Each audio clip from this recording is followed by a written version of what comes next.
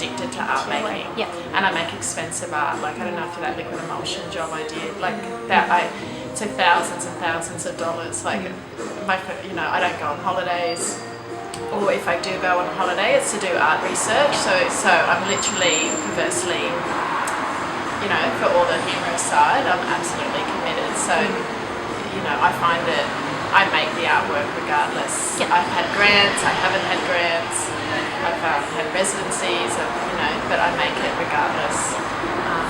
So that's why I work a lot of jobs as well. But I never had a studio because also, I'm thinking back to your first question, I was like, I had a priority. So I would like making, I always wanted materials and photo media based stuff. I would sort of I'd rather go somewhere and do shots. So I've never had a studio. I can't quite imagine what I would do in a studio. Having said that, currently my bed is next to my fridge because I've made my bedroom an art space.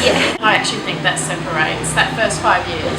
People who don't know how to actually make without someone looking over their shoulder, or they don't have the incentive, and that's fine, like that's no judgment, but a lot of people fall to the wayside. I think through working very, very hard and being sort of polite and quite professional when it comes to the crunch, and not assuming that people know anything about you, not assuming that people know who you are, not assuming that they saw your last show. The arrogance of that is so outrageous. Well, surely you saw it. So no, actually, lots of people, when you think about an opening, not your whole city did not come see your show, so you can't kind of hit the ground running thinking that people know about you.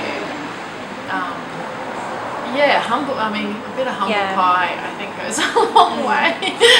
So on one hand, I was doing this sort of what I suppose outsiders would think would be this kind of high-end occupation, but still pounding the pavement to get my retail job that gives me money, and still trying to suss out galleries to go and do. Like, it's hard work. But oh my God, I wouldn't. If someone said go work 9 till 5 tomorrow at a bank, I would blow my brains out. But I do think it's ridiculous to think that you can maintain, I'm sure you'll say, a part-time job, an art practice, applying for things, networking socially and making. That sounds wonderful that can happen all the time, but they will all ebb and flow.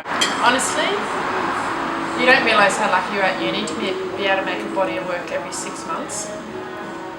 For me now, money-wise, it happens every 3 years. So I'll make a body of work, which normally means going somewhere, coming back, sitting with it, making it, applying for an exhibition, which always comes a fucking year later, exhibit, blah, blah, blah, and then start saving again. The cycle is 2 to 3 years. The richer I get, if that happens, that cycle will hopefully shorten again. So the people, my sister and I were talking, the people that we think succeed from art schools, my sister, she creatively writes, are people who are universally obsessed with art making as a way of thinking and being, and even when you're in that down period of art making, when you can't give it up, right? It's a sickness, a good sickness, or you're rich, and that's it. I think I've got, $10,000 in my super. I don't have healthcare. I don't go on holidays unless it's for work. But I'm happy as a pig in shit. And I think it's really healthy to know how your practice sits a little bit and not be upset when people aren't like, Shazam, Never do fads or trends because the nature of them is they lead. So if you jump on that bandwagon, personally, if I see another pair of antlers, I'm going to blow my brains out. It's such a boring piece of advice, but work ethic is kind of it.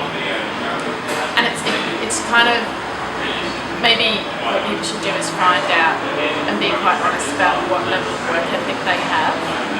And if it's pretty mediocre, then maybe you shouldn't be doing art. Because I just think it needs such a huge work ethic. I can't go to sleep until the question's resolved, which is what art is. It's the question, right?